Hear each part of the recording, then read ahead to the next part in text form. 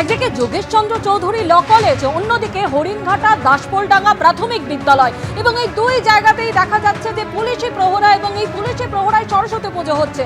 যদিও আদালতের নির্দেশ ছিল যোগেশচন্দ্র চৌধুরী ল কলেজের ক্ষেত্রে, এবং সেখানে ছাত্রছাত্রীদের একটাই বক্তব্য যে সরস্বতী পুজো মানে একটা আলাদা আনন্দ, এবং বছরের এই দিনটার জন্য তারা প্রত্যেকে অপেক্ষা করে থাকে। কিন্তু এবারের পুজোটা একেবারেই আলাদা।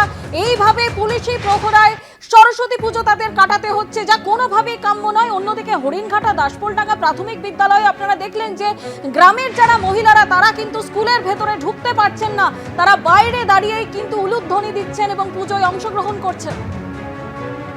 সরাসরি যোগেশচন্দ্র চৌধুরী ল কলেজ থেকে আমাদের প্রতিনিধি পার্থ প্রতিম ঘোষ এই মুহূর্তে আমাদের সঙ্গে রয়েছেন।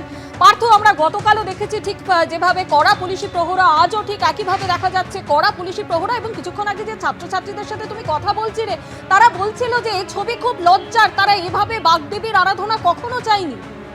একেবারে দেখো, বাগদেবী আরাধনা হলো পুলিশি প্রহরার মধ্যে থেকে, এবং সেই পুলিশি প্রহরা একেবারে রয়েছে যোগেশচন্দ্র চৌধুরী যে কলেজ সেই কলেজে, এবং নিরঞ্জন সেই নিরঞ্জন প্রতিমা যতক্ষণ নিরঞ্জন হবে ততক্ষণ কিন্তু এখানে পুলিশি প্রহরা থাকবে।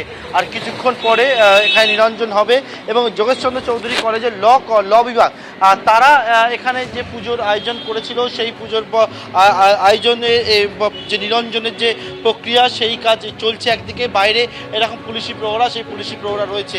এবং এক্ষেত্রে অনেকেই যে বিষয়টা বলছে এটা অনেকটাই লজ্জার, কারণ এর আগে তারা কখনো এই রকমভাবে যে পুজোর আয়োজন সেটা হয়নি। কিন্তু এবারে এমন একটা পরিস্থিতি হলো যে পরিস্থিতিতে হাইকোর্টের দ্বারস্থ হলেন তারা, পুলিশের দ্বারস্থ হলেন তারা, অর্থাৎ হাইকোর্ট পর্যন্ত গোটা বিষয়টি গড়ালো, এবং তারপর পুলিশি প্রহরার মধ্যে থেকে বাণী বন্দনা সেটা কিন্তু হলো।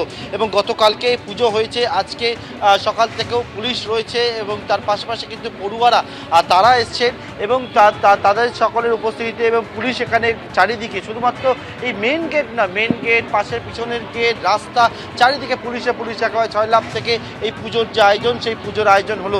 এবছর সরস্বতী পুজোর এইরকম একটা যে দৃশ্য, সেই দৃশ্য দেখা গেল কলকাতা শহরে, এবং সেক্ষেত্রে কিন্তু সংঘাত এমন পর্যায়ে পৌঁছায় ল বিভাগের সঙ্গে ডে বিভাগে, তাদের পুলিশি ঘেরাটোপের মধ্যে থেকে বাণীবন্দনা, সেই বাণীবন্দনা হলো।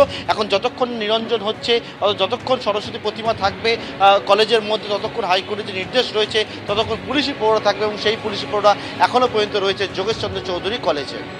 ধন্যবাদ পার্থ।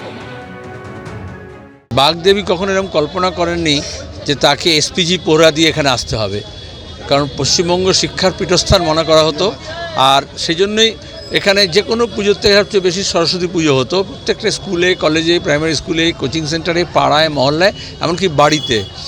সেখানে যোগেশ চৌধুরী কলেজে ছাত্র সংসদ নেই, কোনো কলেজে কোনো নির্বাচিত ছাত্র সংসদ নেই। যারা মনে করতেন নির্বাচিত ছাত্র সংসদে রাজনীতি হয়, তারা এখন বুঝতে পারছেন যে দখলদারিতে বেশি রাজনীতি হয়, গুন্ডা বদমাইশ মস্তান দিয়ে, এবং সেখানে কলেজ কমিটির লোকেরা সব যুক্ত হয়ে যায়। তুমি দেখলে চিত্তরঞ্জন কলেজে কলেজ কমিটির চেয়ারম্যানকে সরাতে হয়েছে, কারণ কলেজ ফান্ড নিয়ে, এমনকি পুজো ফান্ড নিয়ে নয়ছয় করেছে। আর এখানেও আসলে সরস্বতী বন্দনা নয়, মূল কথা হচ্ছে এই যে মৎসব হবে, উৎসব হবে, নেশা হবে, ভাঙ হবে, তারা কাকে করবে, কোন মাতব্বর করবে?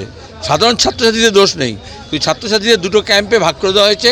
এবার পিসি ভাইপো এইভাবেই রাজনীতি করছেন, যেখানে বিরোধী কিছু থাকবে না, বিরোধী শূন্য হবে, কিন্তু টাকা পয়সা নয়ছয় করার জন্য মাতব্বরই হবে। আর বিজেপি সেটাকে নিয়ে হিন্দু মুসলমান করবে।